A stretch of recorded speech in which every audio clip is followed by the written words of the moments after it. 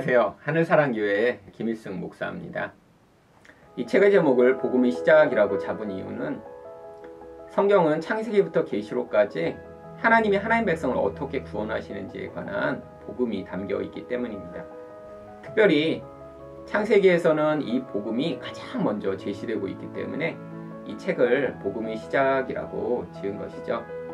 이 복음이라고 하는 것은 하나님이 예수 그리스도를 통해 성도를 구원하셔서 예수 그리스도와 같은 자로 만들어 나가시는데 하나님의 전적인 개입과 은혜로 말미암아 그 일이 이루어지기 때문에 구속사라고 이야기를 합니다. 그래서 이 책의 부제를 구속사적 관점에서 본 창세기라고 지은 것입니다. 하늘사랑교회를 개척하고 나서 약 2년 반 동안 창세기 강의를 했습니다. 이렇게 오랜 시간 동안 창세기 강의를 했던 이유는 성도들이 가지고 있는 성경에 대한 오해를 바로 잡아주기 위해서였습니다. 특별히 창세기는 사람들이 아주 잘 알고 있다라고 하는 책이지만 그 창세기에 나오는 내용이 어떠한 목적을 위해 기록되었는지 오해하고 있는 경우들이 많이 있습니다.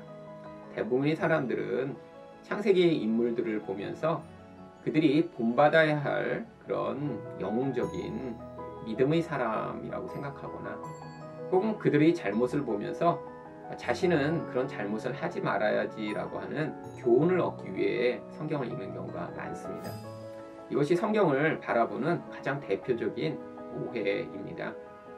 성경은 창세기부터 계시록까지 일관되게 하나님이 하나님 백성들을 어떻게 구원해 나가시는지를 보여주는 내용을 기록하고 있습니다.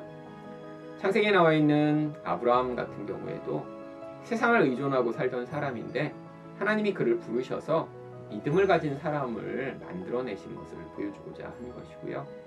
또한 이삭의 경우에는 그 이삭의 인생을 통해 하나님의 복이 부어져 그가 부자가 되고 가뭄에도 그가 풍성한 그런 샘물을 얻는 것을 통해 하늘의 생명이 얼마나 풍성한 것인가를 보여주고자 하는 것이고요. 야곱의 인생을 통해서는 자기 욕심을 따라 관계를 깨트리며 살던 그 인생을 하나님이 그 욕심의 자리로부터 변화시켜 나가시는 하나님의 개입을 보여주고자 기록한 것입니다.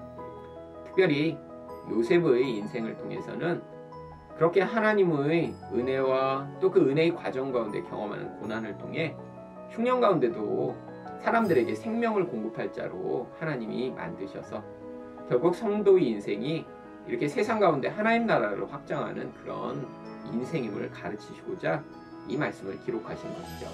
구원은 인생 전체에 걸쳐서 벌어지는 과정입니다.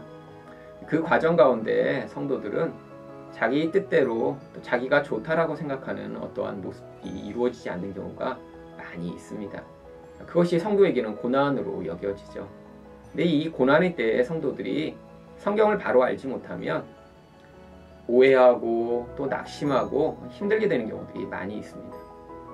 그런데 이 창세기 가운데 하나님이 하나님 백성들을 이렇게 하나님 백성처럼 만들어 가시는 과정 가운데 성도들이 반드시 고난을 지나가며 또 고통과 어려운 과정들을 지나가지만 그것이 하나님의 목적 가운데 아주 중요한 역할을 함을 우리는 배울 수 있습니다.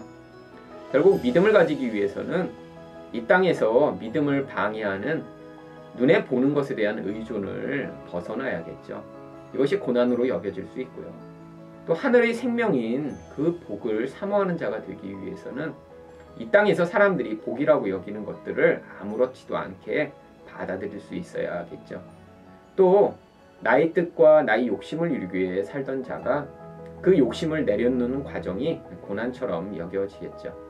그런데 하나님이 인생 가운데 개입해 오셔서 하나님 백성을 구원하시면 바로 우리에게는 고난이라고 여겨지는 이 과정을 통해 하나님은 하나님 백성을 예수 그리스도와 같은 그런 하나님만 온전히 의존하고 하나님 뜻에 따라 살아가는 자로 만들어 가시는 것입니다.